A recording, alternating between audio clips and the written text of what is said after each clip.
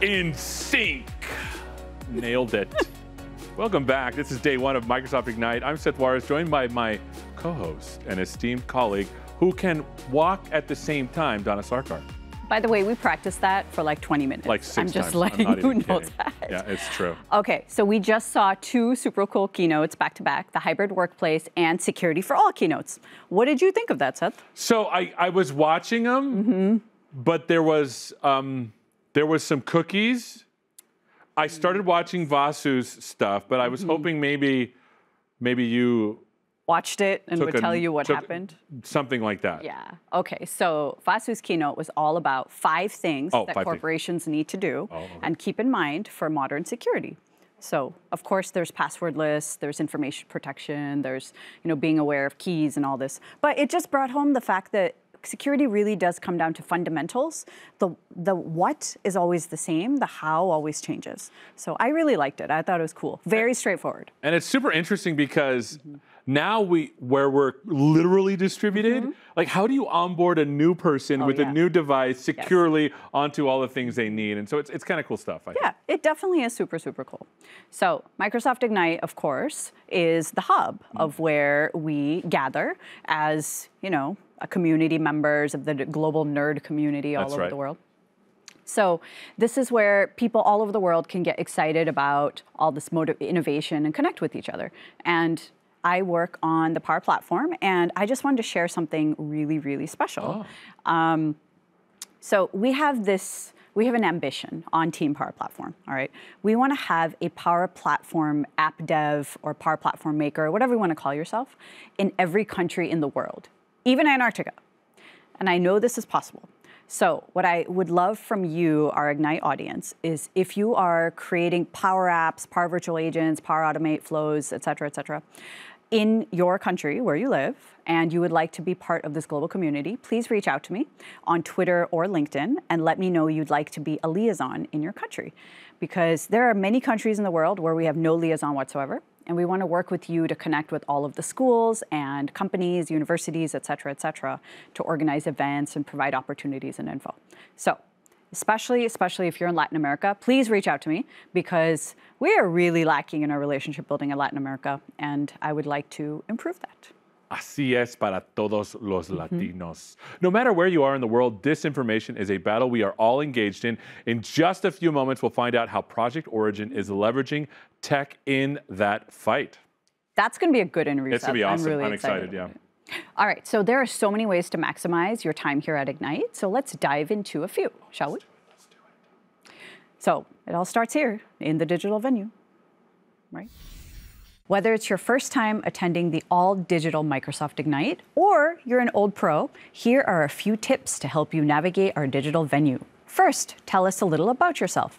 Filling out your profile is the best way for your attendees and us to find you and your interests. Remember to enable Make My Profile Visible under your contact preferences to be featured in the attendee directory so you can keep the connections you've made here and your conversations going long after this event wraps. Now, let's jump on over to the session scheduler. Here you'll find all the keynotes and sessions listed chronologically. You can also refine your search using the criteria to the left. Remember, when you're exploring these sessions, check out the related resources and the other sessions like this one. It's a great way to discover new interests and learning tracks. You'll need a place to organize your digital experience, and for that, we've got the digital backpack. As you look through the session scheduler, you'll see Save to My Backpack button. Clicking that adds the session or keynote to your backpack and automatically organizes your Microsoft Ignite experience. You can even add featured partners, other attendees, and speakers to your backpack, so it's easy to see when your favorite people speak and connect with others even after the event. Plus, when the event is over, the contents of your digital backpack can be downloaded into one convenient hyperlinked Word document. And here's a pro tip if you're looking to see your schedule at a glance. Check out the My Schedule tab on the right side of your screen. There you'll see what you've got coming up. Our featured partner showcase is a great way to discover useful technical content and inspiring customer stories. Be sure to check it out for exclusive content, demos, contests, offers, and even swag. Use the Refine results to search through the featured partners for specific industry areas, solution areas, business focuses, or topics. The Microsoft Ignite Connection Zone is dedicated to connecting you with your peers, with Microsoft experts, and with our teams all over the world.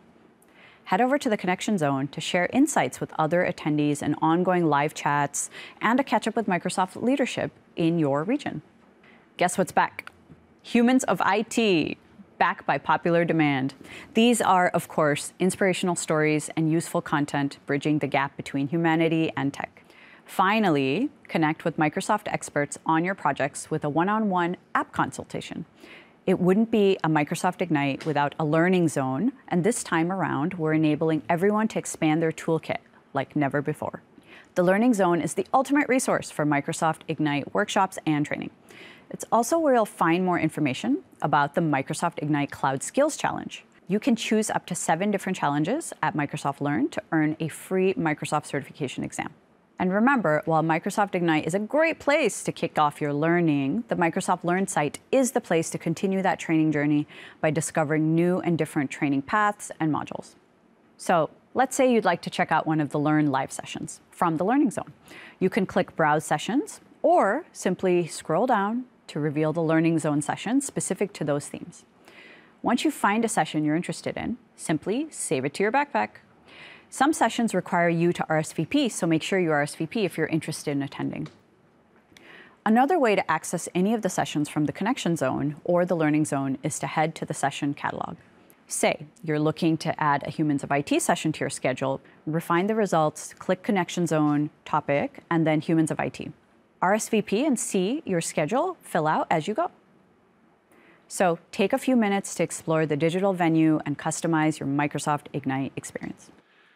It's really all about that digital backpack. Right now, let's hear how Intel is providing customers with tools like hardware-based memory encryption via Azure Confidential Computing and Intel SGX. Take a look. Hi, Michael. Hey, Graham. It's great to see you. Thanks for taking the time to talk to me today. Can you tell us what's new in Azure Confidential Computing? Sure. First of all, we've had our initial Intel SGX virtual machines generally available for the last 9 months now. It's encouraging to see what companies are building with their differentiated solutions on ACC, particularly in regulated industries where customers come with very sensitive data. What are customers building with Intel SGX and ACC? Well, some customers typically just come to Azure looking for added data protection when running workloads in the cloud. We also see others providing new capabilities, such as multi-party analytics, where data can be combined across organizations for shared machine learning insights without ever having to give access to that data across each company. That's cool. And I'm sure this all gets better with Intel's 3rd generation Xeon Scalable processor. Absolutely. We're very excited for the expanded memory enclave sizes into the hundreds of gigabytes, more than 1,000 times what we have available today. That'll vastly expand the types of workloads that can come to the cloud with library OSs lifting and shifting existing applications, as well as our growing ecosystem of partner solutions on ACC. Hey, what kind of services is Microsoft onboarding in support of Intel SGX? Till today, we've had our security services running on ACC infrastructure already. This helps build confidential solutions. Things like the Microsoft Azure Attestation Service to verify the hardware and software of these protective enclaves, as well as managed HSM service for higher security key protection for our customer keys. Now we also have SQL Always Encrypted in these secure enclaves to enable rich data queries and in-place encryption, protecting all the database information from both Microsoft as well as database admins.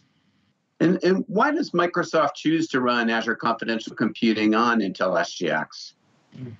Well, Intel SGX goes right down to the application level with confidentiality. This removes the admins and any other software layer from the attack surface, both on the Microsoft side with the cloud employees, as well as any deployment admins within a customer's own tenant.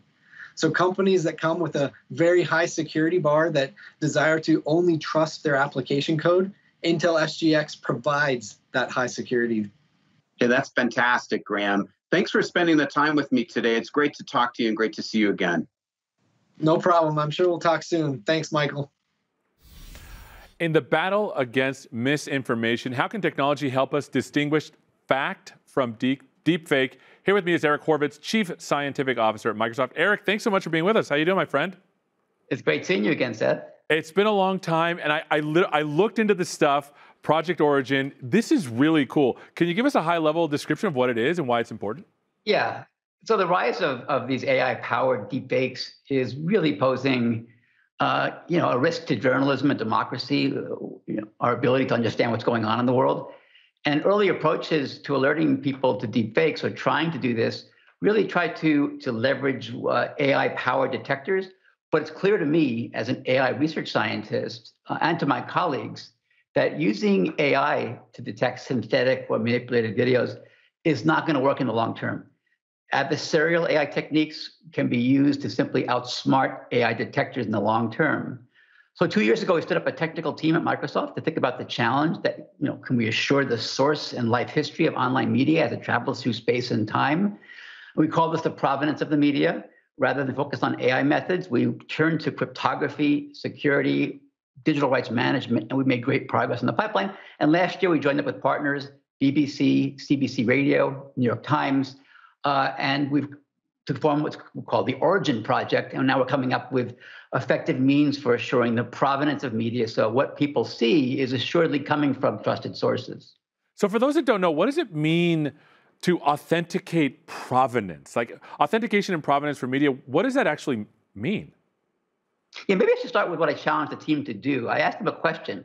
Can we build an end-to-end technical pipeline that could be used to authenticate the identity of the source of AV content and assure over the transmission and its life history that what I said was the photons hitting the light-sensitive surface of the camera will be properly represented by the pixels on the display seen by consumers, building a glass-to-glass system that could assign a pass or fail to digital media, depending on whether the content was modified beyond some acceptable set of changes like normal post-production and transmission. So how is this done? Because that's quite an ambition. It's like literally the photons that people saw. We Right. want to make sure those are the same ones. I want those pixels to light up exactly that way. Exactly. Right? How do you do this? Of course, that's pushing it a bit because there's retransmission and there's editing. But the basic idea is the publisher of a media file, let's say a video, will cryptographically sign a digital fingerprint of a file when the media is produced. The signature and the fingerprint together become part of a ledger. A receipt is sent to the publisher.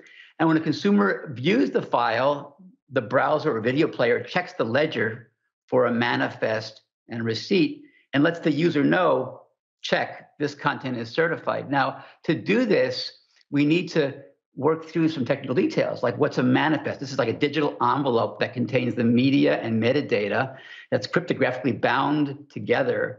Any modification to the video breaks that association between the video and the manifest. We also have to worry about preventing others from grabbing video and putting a false manifest on the video. So we need digital signatures. We need to have a private cryptographic key kept by the publisher to make sure nobody else can bind it and say it's something that it isn't. And finally, we want an extra layer of security beyond digital signature. So we actually go to a public ledger or a blockchain type technology. We actually are relying right now on the first version on Microsoft's confidential computing framework. And the idea is a public ledger that captures all allowable changes over time so you can inspect what happened to this content and on the way to being certified, was it cropped? Was it post-produced in this way? Were new videos combined together? So it's inspectable as well. And that's interesting, right? Because, look, I know about machine learning. You know that GANs are generally the things that, and we're basically building AI to fake AI to make better AI to fake AI. So it's cool that you went with the provenance thing. And number two, and this is so cool. I haven't heard of a lot of good uses for blockchain. This might be one of the few. This is like one of the few good ones. Invest in Bitcoin if you'd like. Yeah, well, no, but I mean seriously, I saw just as early as a day or two ago, they made a fake video of someone, and I looked at that, and they're like, "We're in trouble," and I'm like, "No, we're not." I literally just saw Eric's work with Project Origin that it can do that. Now here's a question for you. Let's just say you're a trusted source, and then there's another trusted source that wants to amalgamate other videos. What would that look like in this scenario? Yeah, so the whole idea here is that it's not just a one pipeline system. We have to really worry about and come together. This is why working with actually the providers, the people that do the broadcast and production of news, to think through how this would work. So there could be the workflows that are used to build new videos, to retransmit, to combine and edit, are part of a larger editing and republication framework. We have to worry about meshing these ideas and the pipeline, the basic core pipeline, with standards of how work is done in media production and sharing. And that part is actually not insignificant, coming up with the actual tools such that you have new signatures being signed, right, new manifests being built over time, having a history of manifests available online, and having, by the way, it all running at very fast, interactive rates, serving up, certificates to the planet very quickly. Yeah, and the thing that was most interesting to me is that you could actually put anything in the manifest to describe the media that's being produced. Is that right? Right. So the manifest, actually, the standards body right now, we'll get into that in a second. The Coalition on Content Provenance and Authenticity, C2PA, is actually working on standards for what's the schema like in the manifest, but want it to have all sorts of information about the source, the intent, the GPS location where something was captured, who the editors were, who the camera people were that caught this, who they were working for, and so on. So, really rich sourcing and historical information can go into the manifest, very rich. So just a question about, and this is an interesting question because you alluded to it. If these videos are produced this way, or media is produced this way, there's got to be a client side for it that can read it as well. Can you speak to that a little bit? Right. We need to think through deeply, both in the short term and long term, as services are stood up, how clients will work. So we're thinking in the short term, having a large accessible manifest database, and a client would access this database. We have to think through in detail how that would work efficiently. We also have to think through deeply how video players or browsers display, and this is a UX, this is a kind of experiential design question, how certification versus fail, not certified, is displayed to end users in a credible way. So just to finish up, we've got about a minute left. You talked about the CC2PA.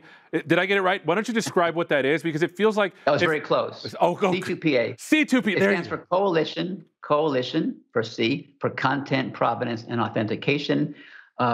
It was stood up just a few days back. Microsoft came together with Adobe, ARM, BBC, Intel, and TruePic. And it's a standards body. And it's actually coming together to think through what are the specs for cross-platform uses.